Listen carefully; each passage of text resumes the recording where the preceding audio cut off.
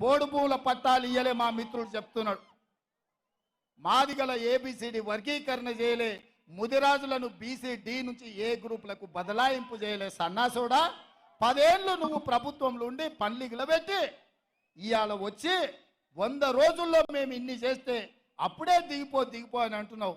ఏం అల్లాటప్పగా వచ్చినాం అనుకుంటున్నావా? అడుక్కుంటూ వచ్చినాం అనుకుంటున్నావా? అయ్య పేరో మామ పేరో చెప్పి కుర్చీలో కూర్చున్నాం అనుకుంటున్నావా? బిడ్డ, నీలాకటోళ్ళం తొక్కుకుంట ఇక్కడికి వచ్చినాం. 10 ఏళ్ళు ఇక్కడనే ఉంటాం. ఎవడొస్తాడో, నువ్వు వస్తాడో, నీ మామ వస్తాడో, నీ బామ్మార్ది వస్తాడో, వాళ్ళని పుట్టించిన అయ్యొస్తాడో ఎవడొస్తాడో రాండి బిడ్డ, పండబెట్టి తొక్కకపోతే చూస్తాం.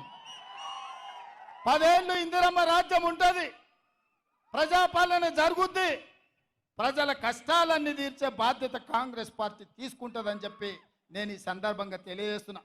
అందుకే మిత్రులారా, నరేంద్ర మోడీ ప్రతి సంవత్సరం 2 కోట్ల ఉద్యోగాలు, 10 ఏళ్లలో 20 కోట్ల ఉద్యోగాలు ఇస్తానే ఒక్క ఉద్యోగం ఇవ్వకుండా ప్రజల్ని మోసం చేసినందుకు బండకేసి మోడీ ప్రభుత్వాన్ని కొట్టాలి అని చెప్పి నేను ఇక్కడ ఉన్న మా మిత్రులకు చెప్తున్నా. రైతుల ఆదాయాన్ని 2 చేస్తామని ఢిల్లీ సరిహద్దులో వందలాది మంది రైతులను కాల్చి చంపిన చరిత్ర భారతీయ జనతా పార్టీది. రైతులను చంపిన బీజేపీ ప్రభుత్వాన్ని బొందబెట్టాలి అని చెప్పి తెలంగాణ రైతాంగానికి నేను విజ్ఞప్తి చేస్తున్నా. ప్రతి పేదవాడికి సొంతింటి కళ నెరవేర్తాం 2022 లోపల అని చెప్పిండు. ఏ పేదవాడికి ఇల్లు ఇవ్వలేదు.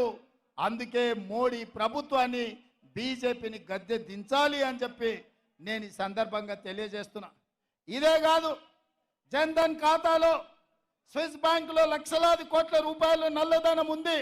ఆ నల్లధనాన్ని తెచ్చి ప్రతి పేదవాడి ఖాతాలో 15 లక్షల రూపాయలు వేస్తా అని నరేంద్ర మోడీ చెప్పిండు.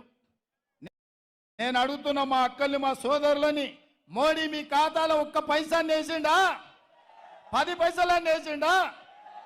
ఏ కాన కూడా మన ఖాతాలో అని మోడీ గారు 10 ఏళ్ల తర్వాత వచ్చి మళ్ళా పార్లమెంటు ఓటు అడుగుతున్నాడు అంటే మోడీ ఎన్నిసార్లైనా మనల్ని మోసం చేయొచ్చు అని అనుకుంటున్నాడు. అందుకే ఆలోచన చెయ్యండి మిత్రులారా. ఎప్పటికైనా పేదవాడి ప్రభుత్వం, పేదవాడికి అండగా నిలబడేది ఈ 3 రంగుల జెండాని. ఈ 3 రంగుల జెండాని నమ్ముకున్నోడు, పాడైనోడు ఎవడు లేడు. 3 రంగుల జెండా అండగా ఉంటే ఏదైనా ఛేదించవచ్చు. అందుకే నా ముదిరాజు సోదరులకు నేను ఒక మాట చెప్పదలుచుకున్నా.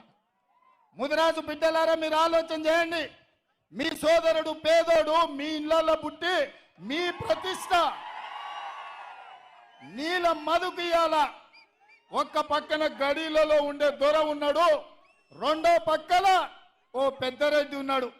మరి పేద బలహీన వర్గాల ముదిరాజు బిడ్డకు పార్లమెంట్ టికెట్ ఇచ్చినాం, ఇందిరమ్మ వారసుడిగా ప్రకటించినాం. ఇవాళ మీ బిడ్డని గెలిపించుకునే బాధ్యత మీ మీదనే ఉంది. ఎవడైనా తులమిచ్చిండనో, వనమిచ్చిండనో, ఆపిచ్చిండనో, ఫుల్ ఇచ్చిండనో ఏదన్నా నమ్మితరంటే బీఆర్ఎస్ అభ్యర్థి ఎవడో మీకు తెలుసా? మల్లన్న సాగర్లో 50,000 ఎకరాలు గుంజుకొని ఏటిగడ్డ కిష్టాపూర్ మల్లన్న సాగర్ ప్రాంతంలో పేద రైతులను గోదావరి జలాలలో ముంచి పోలీసు ఉక్కు పాదాలతో తొక్కించి పోలీస్ స్టేషన్లలో ఆడబిడ్డలను కొట్టించి మీ మీద దాడులు చేసిన దుర్మార్గుడే ఇవాళ బీఆర్ఎస్ అభ్యర్థి. మీరు కావాలంటే మల్లన్న సాగర్, రంగనాయక సాగర్, కొండపోచమ్మలో మునిగిపోయిన రైతుల దగ్గరికి వెళ్ళండి, అడగండి.